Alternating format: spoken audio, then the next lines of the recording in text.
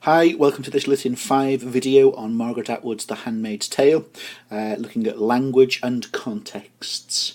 Now, this is a slightly different take on our usual videos in that it doesn't follow the 5 format. Instead, this is more of a walkthrough of certain chapters.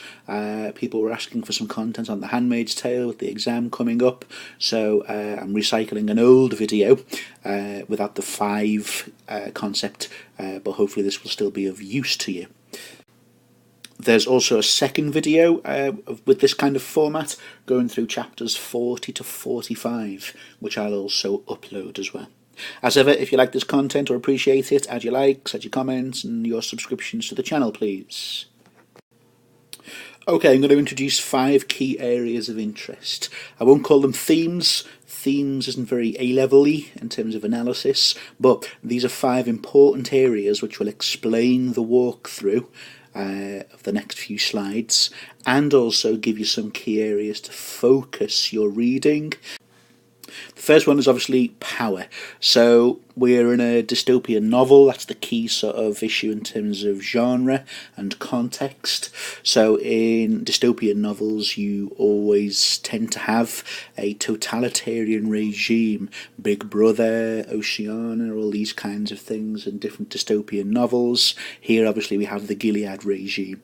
So it's pretty conventional that those in power are powerful, that goes without saying, but are oppressive and sort of extremely limiting of people's freedoms. However, it would be a mistake not to think that there are forms of challenge to this power.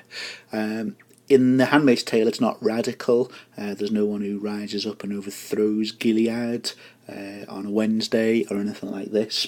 The main area of challenge and resistance to this comes in the form of Offred's narrative, most specifically, as I'll talk about later, her memories. So again, that's not massive revolution and an uprising and an armed overthrowing of a government or a regime, but as we'll go through in some of these clips now, we will see that Offred's memory and her thoughts are the major way in which the Gilead regime and its new right Christian ideology can be challenged.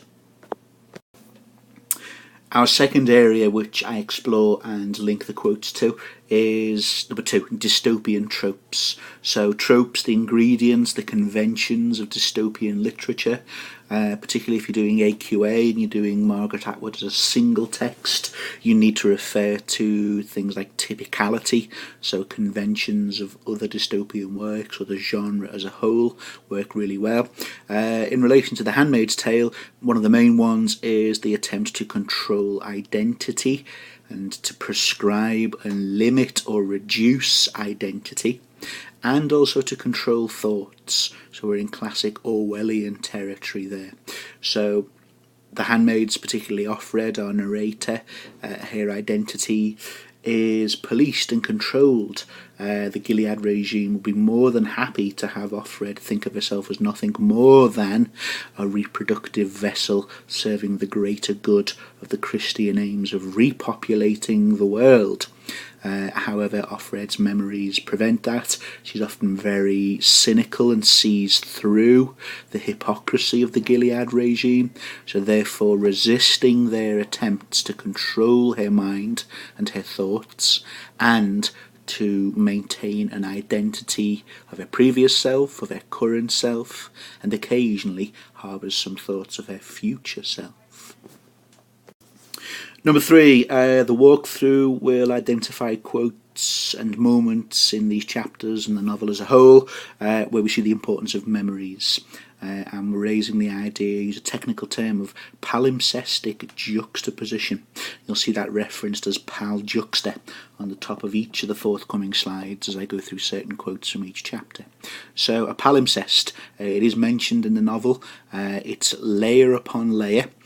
Almost like transparency films where you can see the previous layer of detail poking through the current or the uppermost layer of detail. We have a lot of that in terms of juxtaposition. So Offred will see things in the now, the shop, which currently sells meat or certain vegetables, and her memory and her mind will wander back to what this shop was previously. For example, a cinema or a lingerie shop in certain memories she has. This might sound small scale, but it is one of the ways in which Offred can assert power, number one, and resist that dystopian trope of trying to alter and control thought and the mind and identity of their subjects. So, very important when we get instances of that, and memory and thoughts of the past are a massive part of Atwood's novel. Obviously we have Big Brother trying to control and rewrite history in Orwell's great novel. Similar ideas at work here, but this is the main way in which Atwood's narrator resists that. Number 4, you'll see moments where I link quotations from these chapters to the demonstration of new right ideology. So this kind of hardline right-wing Christianity, the Republican Party if you're in America, conservative with a large C if you're in England. Obviously all this stuff, as you've been going through the novel, is horribly very topical again in the world of Trump and all these kinds of ideologies emerging now. Abortion has recently been banned in certain states again. So I'll flag up moments where Offred refers to that, or Atwood has Offred refer to that. A lot of time in the narrative, Atwood uses Offred to identify this, to then have her narrator identify the hypocrisies in this Christian ideology. So in the same way we have Donald Trump would profess himself a Christian now, groups would also challenge how Christian is it to force rape victims to go through and have a full-term pregnancy of a baby they never wanted through sexual assault. So quite frequently this is included for Atwood to critique the hypocrisies of this through her narrator. And finally, something which cuts across all of these other 4 themes, the roles of women. So, as we've mentioned, being reduced to biological functions, biological and reproductive determinism. They're portioned up in terms of colours, of course, Econo wives, so allotted certain roles. But also, don't forget the characters of Aunt Lydia and Serena Joy, who are obviously women, and although they embody the dystopian trope of a totalitarian power or regime, there are moments which we identify as well in some of the quotes where Atwood has you consider those 2 women as also prisoners, as also having their lives restricted in terms of the dystopian regime they belong to, and whose values they have to uphold, be seen to uphold. I think Aunt Lydia actually does fully believe and is fully committed to it.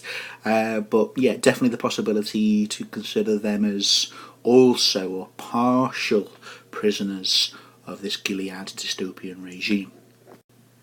Okay, you'll see these 5 areas at the top of each page now as we go through certain moments and certain quotations from this bank of chapters. So without any more waiting, let's move on to the next slide there. So again, this one's I've pretty much done. See the boxes on the left hand side here, the ones that I normally fill in terms of 1, 2, 3, 4 and 5. I'm going to leave them for you. Okay, 1, it'll get you reading the quotes, and more importantly it'll get you thinking in terms of, right, so which of the 5 themes, could be 2, could be 3 of them, could be all 5 of them, do these quotes show or speak to? So the first one here is from chapter 36. This is where the commander is giving Offred address to go to Jezebel's, the club. So we've got here things like old and vanished and stuff. These are from the time before, which is a great quote. If you look here, you've got kind of rebellion, so such a sneer at the ants, and so sinful, so free. Okay, it's not really free, but it links to the next quotation. So she takes off her dress, sequin straps over my shoulders, you can see highlighted in yellow there, absurdly high heels, nothing quite fits. So you'll see in the box here I've got a key term of defamiliarisation and a symbolic gender critique. Don't forget, a lot of dystopian fiction is a cautionary tale. It's a warning about where society or the world will or will end up if we're not careful in the now.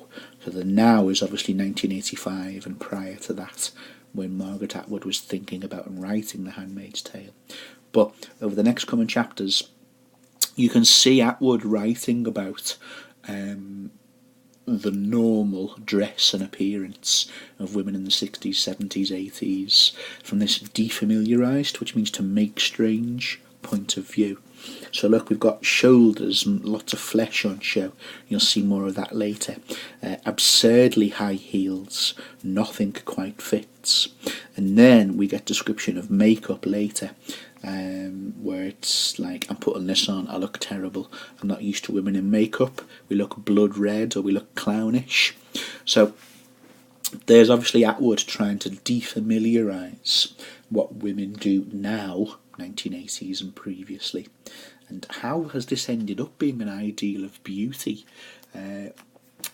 Given that Atwood has lots of feminist qualities, she's actually suggesting that why is this the ideal of beauty, given that it comes from sort of male-sponsored images of beauty. Chapters prior to this has had magazines like Vogue and such magazines being burned by Offred's mother as a feminist protest and gesture. So now that Offred has her hands back on these materials again to go to the club, as you'll see in the box there, Atwood showing her 1980s readers how notions of female self-assertion and freedom, which is linked to that quote earlier, like everything else is relative, are anything but moments of self-assertion and freedom. Ill-fitting, immodest clothing, identity issued by men and patriarchy and patriarchal ideals of beauty. So if you look in this third quote, I look as if I've been in a fight. So again, defamiliarisation. Why would I choose to look like this? Why would any woman choose to think of this as beauty? It's not a criticism of women, it's a criticism of the society that is conditioned, and that's very important in a dystopian novel, of course, conditioned women into thinking this is the ideal of beauty. So nothing can be done about my hair. I've also suggested that now Offred is getting this kind of makeup and costumes and sort of going out dresses back, she also rediscovers a sense of shame and self-consciousness about her body and her appearance. So yeah, being in a handmaid's costume limits her identity, but this stuff is actually another form of limited, imposed identity. She doesn't feel gorgeous, glamorous, beautiful, attractive. Now she regains the clothing that everyone in the 80s and before had. Quite the opposite. Nothing can be done about my hair. I look a fright, etc., etc. You'll see more of that in a moment. Obviously it's terrific, according to the male commander, who has all the power here. So he's happy with how she looks. Atwood is definitely showing how Offred isn't. And that's a comment on feminism and patriarchy. Okay, don't worry about that. I've got one for you. Obviously we're in a dystopian regime. There are checkpoints. So there's another theme that's being spoken to here. Moving on. Okay, the checkpoints are no problem. Everything goes smoothly as the commander said it would. So again, there's that patriarchal power. He's absolutely in charge of this encounter. Despite the heavy pounding, the pressure of blood in my head. So terrifying for Offred, of course. The repercussions are for her here, if they're caught. I've just noted the chicken shit Moira would say. So you see the box on the right. It's only a question really, but I think it is true. Moira starting to replace Lydia as the dominant voice inside Offred's mind, consciousness. That's quite significant given we're steering towards the end now, where Offred escapes. Okay, the next quote, you can see this kind of possession idea. He slips around my wrist a tag. like tags for the airport luggage. So quite regularly, if you've been following my notes, you'll see the handmaids have been described as being behind a rope or being spoken about by their owners, and definitely with lots of comparisons between meat. There's the shop All Flesh, of course, as though they're sort of prized pigs for breeding. I've never been to a farmer's market, but you look at animals and they get kind of gawped at by farmers. Oh, that one's nice, that's got lots of meat, that'll be a good breeder, fertile. Oh, yes, I imagine farmers say. So that parallel's been drawn a number of times. So the tag idea is pretty similar to that meat market, I think. Okay, I've emphasised there, in terms of italics. Ooh, it's gone a bit scudgy. I practice on this, sorry. See the active verbs. He takes me by the bare upper arm and steers me forward. So she's passive, he's active. What I want is a mirror to see if my lipstick is alright. Whether the feathers are too ridiculous, too frowsy. I've got no idea what frowsy means, don't ask me. But it is pointing towards that idea of shame and being ashamed of how she looks. In this light I must look lurid, though it's too late now. And yet again, idiot, says Moira. So a voice of resistance and defiance is starting to replace Aunt Lydia. Not completely, in Offred's mind as we get towards these latter chapters, but look at bare and ridiculous, yeah? So there is that sense of shame starting to emerge here. Okay, so now we're in the club. Got the stuff in yellow here. There are no white wings to keep me from it. She can look around. She's got new freedoms here, has Offred. And my head shorn of them feels curiously light.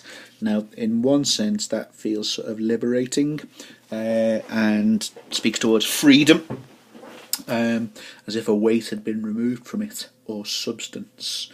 But remember, let's balance that with the idea that all of a sudden she is starting to feel more exposed and more self-conscious as well. So as inhibiting and as prohibitive and as imprisoning as her handmaid's uniform has been, to go from that to being out in the open in a skimpy dress with makeup on that isn't applied how she'd like it, is also another form of sort of cruelty and exposure, I guess.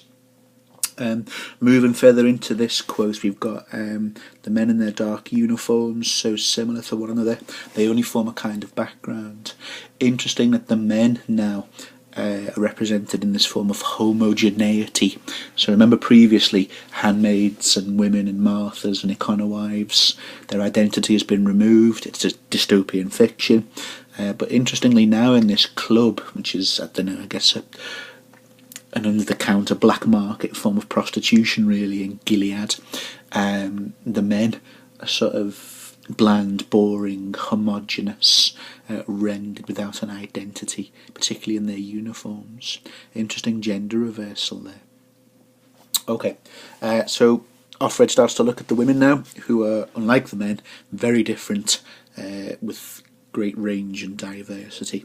Some stuff I've highlighted there, cut up in terms of the thighs, low over the breasts, so we're getting females rendered in body parts again here. They are definitely an object to be looked at here. Obviously it's a sort of, for want of another term, it's a brothel, isn't it? Obviously the Gileadians wouldn't call it that. So flesh is exposed. We've got olden day lingerie.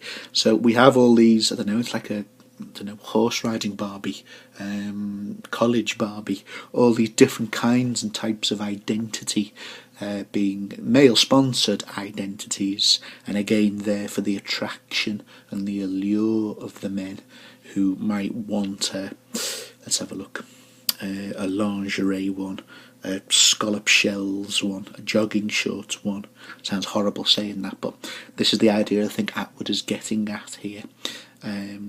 That, you know, male-sponsored forms of desirability are all on show here. They can have themselves a this one or a that one. The college ones there with the cheerleaders ones, particularly icky.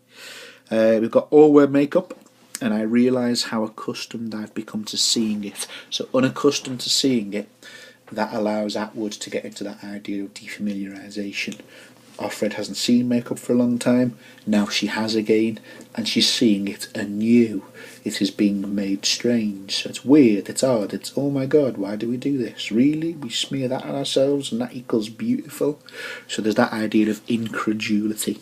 That is definitely a message being sent back to Atwood's 1980s contemporary reader. So look, their mouths too red, too wet, blood dipped and glistening. Does their best to make strange the idea of lipstick equaling beauty. On the other hand, too clownish. So very important satirical stuff there from Atwood. It's like a masquerade party. They are like oversized children, dressed up in togs they've rummaged from trunks. So look, clownish, oversized children. Again, not being critical of the women here. These are the male-imposed ideas of what men find desirable and beautiful. Okay, it's like walking into the past, says the commander. His voice sounds pleased, delighted even. Just reinforcing that idea of defamiliarisation and satire, this bit down the bottom. I try to remember if the past was exactly like this. I'm not sure now. There's Atwood's cautionary tale and warning to what contemporary women are doing. Okay, still with the commander in the club. A key line here, a couple of key lines actually. A movie about the past, if you look at my little highlighter pointy thing on the screen. A movie about the past is not the same as the past. Recall Aunt Lydia earlier trying to pass off things like slasher flicks, gory horror movies, pornography as social lived history. There's another reminder about that in terms of ideological conditioning, New Right ideology, dystopian tropes. He who controls the past controls the present. He who controls the present controls the future, from 1984, from Orwell. And with all this idea of dressing up and male-sponsored forms of beauty in inverted commas, this line here. All you have to do, I tell myself, is keep your mouth shut and look stupid. So, is that Atwood saying that this is the notion of female propriety, what is expected and sanctioned and approved of in terms of a patriarchal society? Again, that could be the 60s, 70s and 80s, but I don't know, is that true of patriarchy and patriarchal existence across all time? The Victorian period, the medieval period, you know? The opposite is being promoted by what is being criticised. So we got there in the box. Absolutely, this is a social critique of how Atwood feels here. 80s female readership are encouraged to be. And, like I said, she's not the 80s as well. Okay, moving to these next quotes here. We're obviously seeing body parts again. Review my breasts, my legs, so she's exposed again. It's token wife again, isn't it? It's kind of that ahistorical, awful thing of a good-looking woman on one's arm. So it occurs to me showing me off to them, and they understand that. They keep their hands to themselves, so it's not like ancient Rome, but it's still obviously not great in terms of female equality. He is demonstrating me his mastery of the world. So if we're not sure what theme is being spoken about here, or themes, then we're struggling really, aren't we? This is a good quote about power, of course. Perhaps he's reached that state of intoxication which power is said to inspire. So a key quote there in terms of power. It's a juvenile display, the whole act, pathetic, and it's qualified here, but it's something I understand. So Offred understands that world.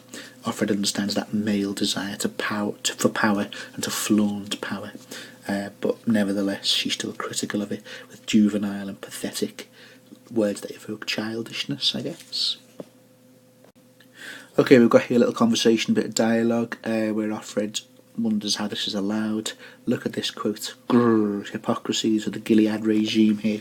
Well, officially, but everyone's human after all. Oh my goodness. So hypocrisies of the regime all over the place here, in terms of what's forbidden, but understanding a natural urge and impulse. look at the patriarchal hypocrisy on show here, as demonstrated by my lightsaber pointer. Nature demands variety for men. Oh, right, okay, like that, is it? It stands to reason it's part of the procreational strategy. It's nature's plan. So conveniently falling back on that old myth and ruse as a way of justifying his breaking of Christian doctrine, which Gilead is supposed to be founded on, of course. Women know that instinctively. Why did they buy so many different clothes in the old days? Oh, watch out for this, please. When I import it from the e-text, it tends to miss out the letter F. No idea why, it just does. Hypocrisy upon hypocrisy here, look. Why did women buy so many clothes in the old days? Says he who is able to dispense all of the different kind of clothes. It really is that Barbie mentality. Atwood will have grown up in the era when Barbie was in the ascendancy as the main toy which conditions and socialises young girls. And the idea, like I said before, of horse riding Barbie, college Barbie, nuclear physicist Barbie, or whatever they did. It's that idea that women have to be of infinite, ever-changing variety to appeal to men, and all kinds of men. A new one each day, discussed in sort of patriarchy there. Okay, so a bit more of this conversation between Offred and the commander. Look at his reasoning and his justifications. The top here, this club, solves a lot of problems. So if you were under any idea or illusion of how this is equal in terms of power, and if this isn't a patriarchal theistic regime, then look at this. It solves a lot of problems for men, presumably. So there's your men as your patriarchal norm. Their desire, their wants, their needs are catered for. What about the problems of women? But obviously that's not registered at all in such a imbalanced hierarchical power model as the Gilead regime or the Gilead dystopia. Next bit here, who are these people? Offred asks the commander, and what we're getting here is another very patriarchal sort of trope, where it's a good place to meet people. It stimulates trade.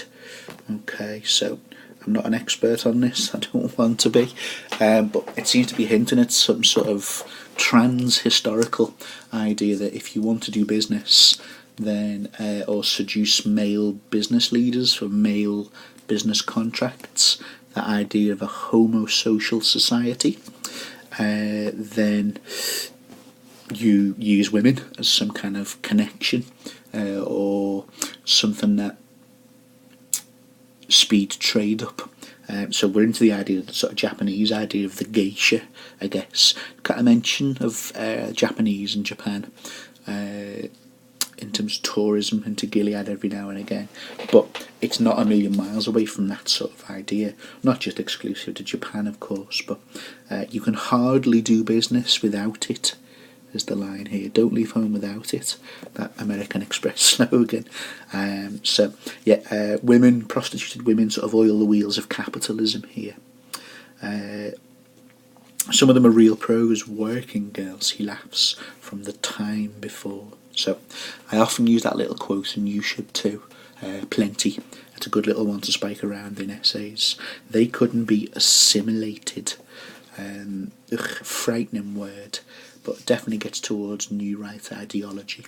In terms of programming, a lot of sci-fi, not this one, has that idea of the cyborg, of being rehabilitated or conditioned, brainwashed essentially. So you'd have that in sort of Stalinist Russia, you'd have that with sort of Nazi Germany in terms of ideology. So the working girls couldn't be salvaged, to use a Gilead word, or reformed. Most of them prefer it here. And how about that as a massive sort of reflection back on the theistic Gilead regime? Most of them prefer it in a brothel. So without intending it, the commander has criticised his own regime, which he is supposed to uphold and believe in. Further patriarchy here. So if you don't watch your weight, they're strict about that. Gain £10, they put you in solitary. Can't tell if he's joking or not. Most likely, but I don't want to know. So, more proof of this dystopia. At least in the time before, there was only, I'm using only ironically, social judgment in terms of, ooh, she put on a bit of weight. Here it could lead to solitary confinement, and we're not sure if that's real or not. Okay, so a little pause there. Okay, so now we meet Moira, or Offred meets Moira. She's dressed absurdly in a black outfit. Again, watch out for those missing F's and I's. Of once shiny satin, so this kind of gaudy, tatty, old costume that's laying around, and that's the persona she chooses for herself. If you don't know this, the idea of black and shiny with something that's supposed to be a tail, 2 ears, a rabbit or a deer, that's the very 60s, 70s and 80s thing of a playboy bunny. So we've had two sort of popular culture icons referred to in these Jezebel's chapters. The Barbie doll, and the idea that female identity is nothing more than male-sponsored costumes and clothing.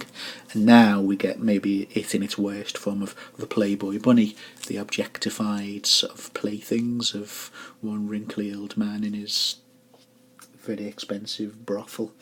Ugh. Okay, so that's the identity that Moira has been given or chosen to use. If we look at things like the bra is strapless, wired from the inside, there's a couple of references to that which I think I've collected. And again, it's that defamiliarisation of Atwood through Offred saying, why would we choose to put clothing on that has sharp cutting wires that cause us pain? As a man, I can't really... high heels, ouch. Bras, underwear with wires in, ouch. But you know, that's me as a man saying that these are things that cause pain in the name of beauty.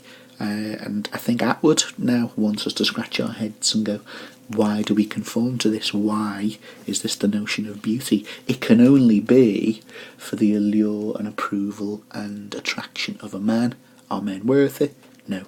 So, subtly stated, and again through this projected imagined future, but that's what dystopian literature does. It leaps forward a few years to show we're going to end up here if we don't mend our ways now or rethink our attitudes in the now. So all that comes from a wire and a bra, but there we go. It doesn't quite fit. So again, that's the second time we've had this. These are not the identities that women should have foisted upon them. It's too large, one breast is plumped out and the other one isn't. So again, poor Moira. There's that idea of social shame. You know, it's not as if women want to look like this, but there they are, looking like this. Just to add insult to injury, the rabbit's tail looks like, we don't know if it actually is, but I don't know, there's something that is biologically essential for women, and yet it's there as that thing of male sort of fantasy of the Playboy bunny. Horrible sort of seedy stuff, this. Okay, more of this idea that the imprisoning sort of painful nature of the outfits, every male fantasy, sort of stereotypical fantasy being catered for, is painful and detrimental and damaging to women. Again, remember that speaks back to the 60s, 70s, 80s. Atwood sort of questioning, why do we conform to this? Why do we accept this ideology that's being foisted or pushed down upon us? The whole costume, antique and bizarre. See, it's not antique to Atwood's 80s readership, is it? Reminds me of something from the past, but I can't think what. And then it builds up to this kind of satirical sort of answer of, well, it's a stage play, it's a musical comedy, it's a farce. Girls dressed for Easter in rabbit suits. What is the significance of it here? Why are rabbits supposed to be sexually attractive to men? It's a bloody good question, but you know, it's one that Atwood wants a reader to confront and ask, really. Obviously a large part of that is the play bunny stereotype, but that's her attack on institutions like Playboy. How can this bedraggled costume appeal? Well, precisely, that's the question she wants her reader in the 80s to confront. There's another kind of male stereotype, sort of playing on this sort of angel-whore dichotomy, I guess. There's a woman dressed in a devil's costume. More reference to wired-up breasts. Again, that idea of something painful. Why? Well, obviously it's in the name of beauty, but then it's the question of still why would you choose to inflict harm on yourself? Again, I'm not female, but all the plucking and the preening and the pain going towards being, inverted commas, socially acceptable on a night out absolutely proves how much of a man's world it is. She stands up, her feet must hurt, her spine sags slightly. So again, there's the sort of damage. Yes, the Handmaid's costume has done damage, where they have to kneel all the time, and the Gilead regime causes damage that's really bad for them. But in a way, there's no progress at all, or in a way they're exactly similar in terms of eras of oppression. There you go, I might write that. Eras of oppression. It's true of both ages, really. That's the point Atwood's trying to make. Moira's head swivels, checking around for prospects. So we're back to women as commodities.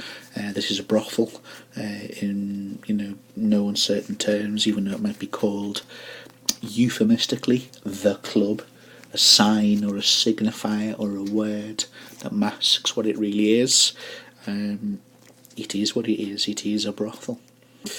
Okay. I get up, wobble across the room, I lurch a little, almost fall. It's the heels. So, again, links to previous stuff. Clothing and appearance is obviously a very important bit of symbolism in the Jezebels, these later chapters. See there as well, without the commander's arm to steady me, I'm off balance. So, there's the idea of a trophy wife again, I guess. And it's not because she's incompetent, like a clumsy woman, inverted commas.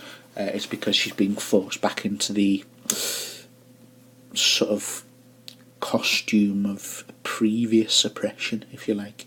She's presumably not used to walking in heels again, and these are ill-fitting shoes, of course. Remember we said earlier about her self-consciousness? I feel like a fool. So there's that sense of shame and self-consciousness reappearing again as she stumbles about. So poor Offred having to rediscover that shame again.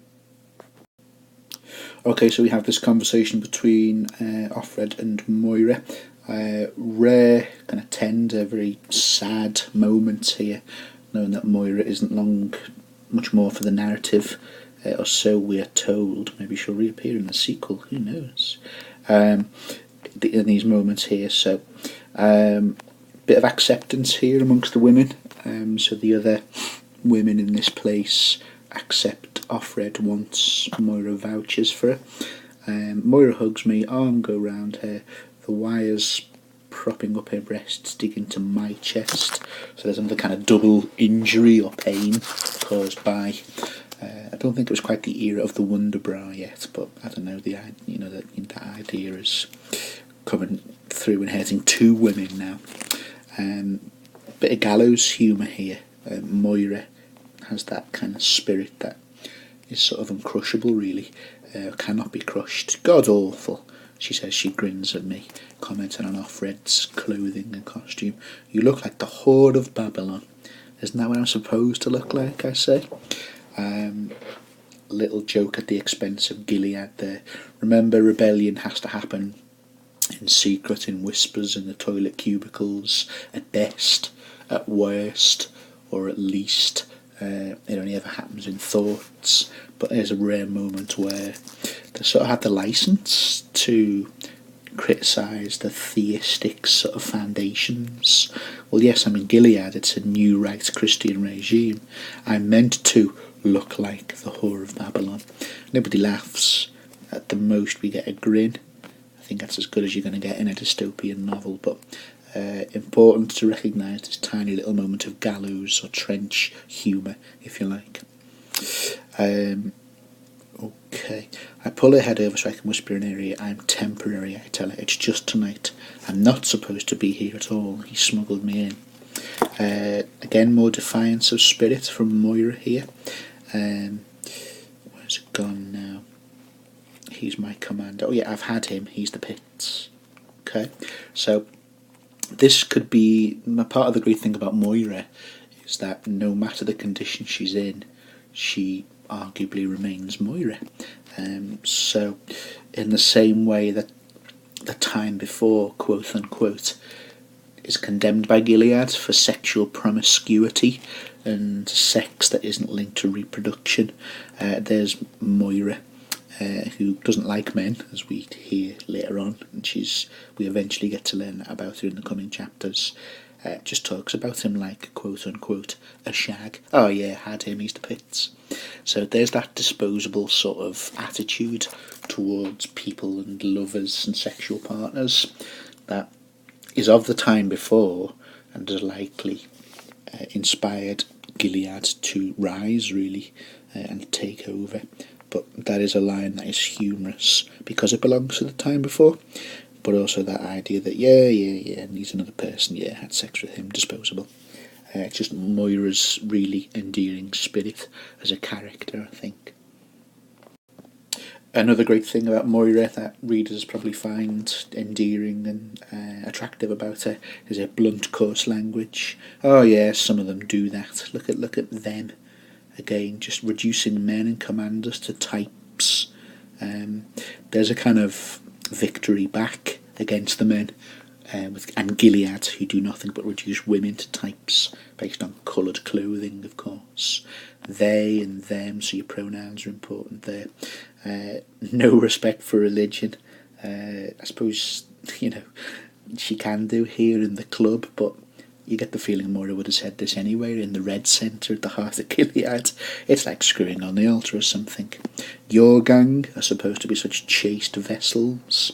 There's your religious language, straight from the Bible, but it's juxtaposed with colourful language, shall we say, like screwing and had in terms of sexual encounters. Really good quote, of course, linking to our theme. Ta-da! Themes. Power and dystopian tropes. Just another crummy power trip. So there's men and power. Not very difficult to spot that one.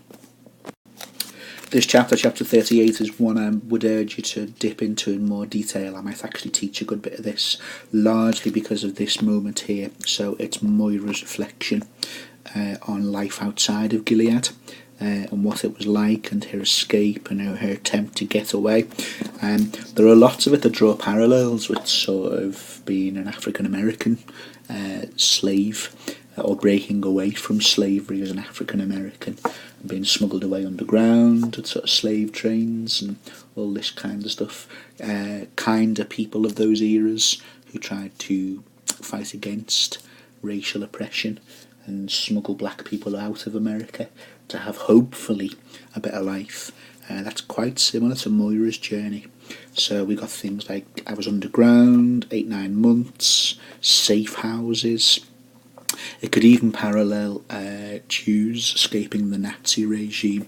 So I've pointed that out on a couple of occasions now, where the Gilead regime is likened by Margaret Atwood absolutely deliberately to the sort of tyranny and genocidal horrors of the Nazis. So underground safe houses on religious grounds here, of course, but definitely parallels.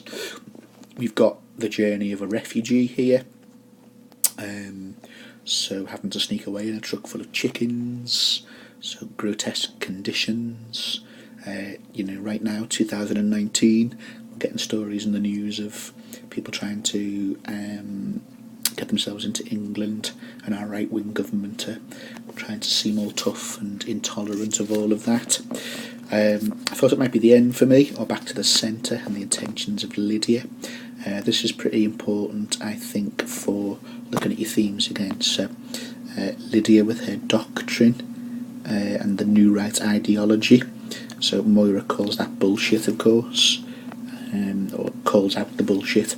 So she enjoyed that, you know. She pretended to do all the love the sinner, hate the sin stuff, but she enjoyed it.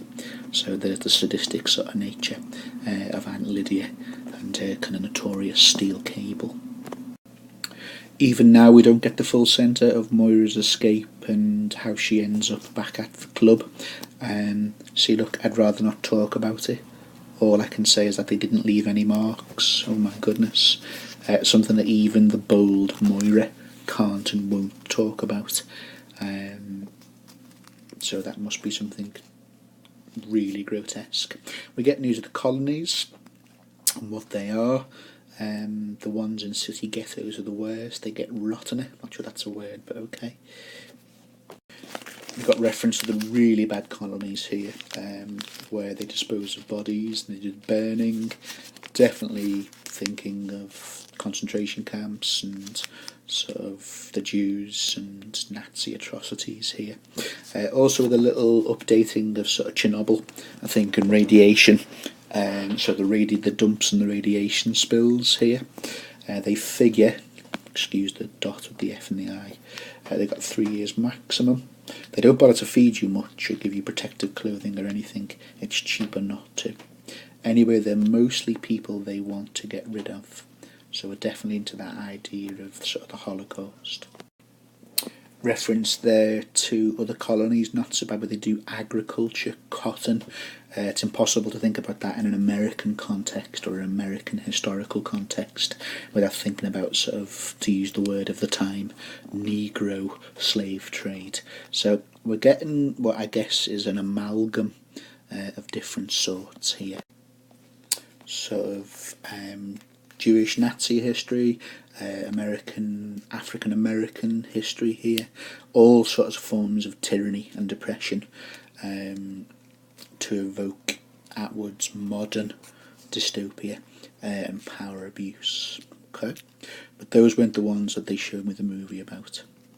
It's old women. I bet you've been wondering why. Repetition there, sorry. You haven't seen too many of those around anymore. And Handmaids, you just screwed up their 3 chances and incorrigibles. Great adjective about itself. There's the awful Gileadian Christian term, or the Christian Gileadian. Not all Gileadians, not all Christians are Gileadian, of course. Of their label for people in same-sex relationships, gender traitors, oh my goodness. So there you can see that sort of new right ideology at work there. Nobody in here with viable ovaries either, so obviously something like reproduction would not be jeopardised in this brothel, in this whorehouse really. You can see what kind of problems, this will move on, kind of problems it would cause. So that definitely would fly in the face of new right family values and the sanctity of the family. Okay, so here I am. They even give you face cream. You should figure out some way of getting in here. You'd have 3 or 4 good years before you, oh my god, Moira, before your wears out and they send you to the boneyard. So there's that kind of toughness again, devil may care attitude. It's food and drinks and drugs if you want. We only work nights. Trust Moira to be able to see the positivity in a context like this. Okay, getting towards the final sort of comments from Offred about Moira. Temporarily about here, it worries Offred that there's resignation or not really valuing her life, and Offred doesn't want to lose a friend and a confidant and anything amounting to a friend in Gilead. I don't want her to give in. I want gallantry from her, swashbuckling heroism, single-handed combat, something I lack. Then we get the revelation here that she, paradoxically, in this place for quote-unquote sinners, can actually have greater enjoyment. So we have, let's see, there's the Jezebel's thing. Women on women sort of turns them on. Vice is indulged, we're damned anyway. So there's that idea of better to enjoy yourself in hell than suffer trying to get into heaven, I think. Okay, so this is the story Offred would like to tell about Moira, but as far as I know, that didn't happen. I don't know how she ended, or even if she did, because I never saw her again. There's another character who talks about Moira later on, but that's only someone's say-so. Like I say, I've got a funny feeling Moira might pop up in the sequel to The Handmaid's Tale, but obviously don't put that in your essay at all. Chapter 39. I'm going to do 2 more slides now to cut the file in half, because if I speak too long it becomes too big to send as an email. So I'll move quickly on. And here is the commander and Offred going up towards the hotel room. He shows it to me slyly. I am to understand. Look at that simple sentence in there. So much unspoken, but it is kind of the pattern and behaviour of time before. Again, the man holds all the power. It's a transaction. It's, Christian-sponsored prostitution, if it is that even. I don't know. Okay, so on display again. So she's there as a spectacle for sort of a power trip, as Moira put it earlier. Everything is the same. The very same as it was once upon a time. So regimes come and go, society alters, history changes. History doesn't change, is what's being hinted at here. Okay, so Offred wants to wash and shower herself after the evening.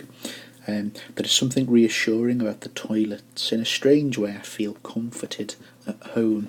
So Offred's past the time before, having sort of evenings with lovers, perhaps in hotels. This is starting to feel familiar, beg your pardon. More examples of Moira's voice being the dominant one now, which has interpolated Offred's mind. Bodily functions at least remain democratic. Everybody shits, as Moira would say. So definitely that trend in the later chapters, and Lydia's voice has been knocked out and replaced by one of defiance and rebellion. The talk of the colonies has made Offred go into a fear and a worry. I think of my mother sweeping up deadly toxins, the way they used to use up... Oh, that bit chops off there. Okay, so remember there's fear about Offred's mother as well, along with Luke and her child, even though she's seen a photograph of her child. I definitely think that's somewhere where Atwood will go in the second one. Okay, last bit in chapter 39. Maybe I should turn the lights out, says the commander, dismayed, no doubt. Disappointed. Okay, so more this idea of shame, I guess, for Offred. But that is uniform. He looks smaller, older, like something being dried. So a way in which the female gaze can be turned on men now, in the same way that all men looked similar and homogeneous in the club in their uniform. Now she can sort of scorn and mock looking at him. Let's have a look. Usually I'm inert. Surely there must be something here for us other than this futility and bathos. Fake it, I scream at myself inside my head. You must remember how. So interesting how these feelings of let's get this over with are also the ideas repeated when she is in the ceremony and has to endure him then. So as different as this is, it's actually not that different. Move your flesh around, breathe audibly. It's the least you can do. Okay, so little flicker of compassion, I think, there, from Offred towards the commander, but not much at all. Oops, I missed a slide out. Sorry, guys. That bit about the stuff from chapter 39 from the mother. And it's got here, women in Russia sweeping dirt. Only this dirt will kill her. I can't quite believe it. So again, we don't know, but we have a feeling that Offred's mother has been very outspoken, very feminist, has been sent to the colonies, and she fears that's where her mother has ended up. Okay, back in the room with the commander. So more of the shame, really kind of good quotes to illustrate this here now. I take a look at myself. It's a good look, slow and level. I'm a wreck. Mascara has smudged, despite the repairs, bled, hair trails aimlessly, molting pink feathers tawdry, carnival dolls, some starry sequins have come off, so more of that gaudy sort of tatty appearance, that idea of shame. Probably they were off to begin with and I didn't notice. I am a travesty in bad makeup and someone else's clothes, used glitz. It's interesting.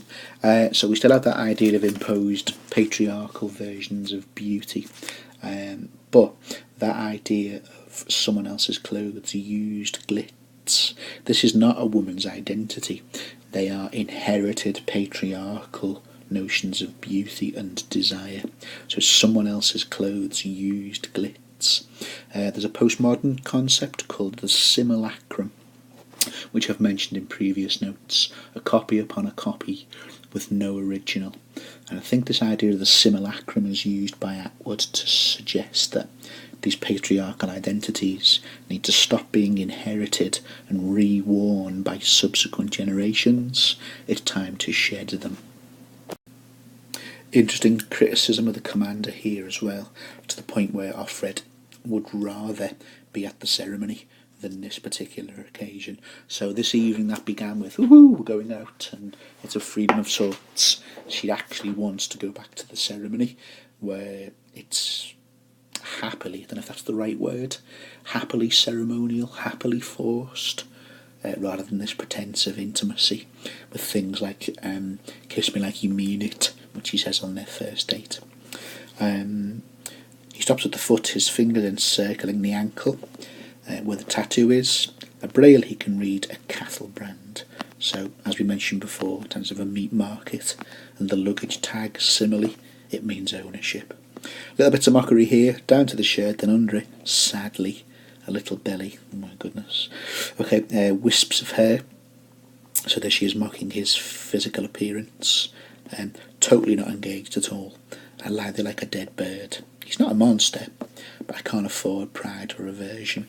These are all things that have to be discarded under the circumstances. So there's your effects of your dystopian regime and power, I guess. Okay, right, so that brings us up to chapter 40, and I'll do that in a separate file.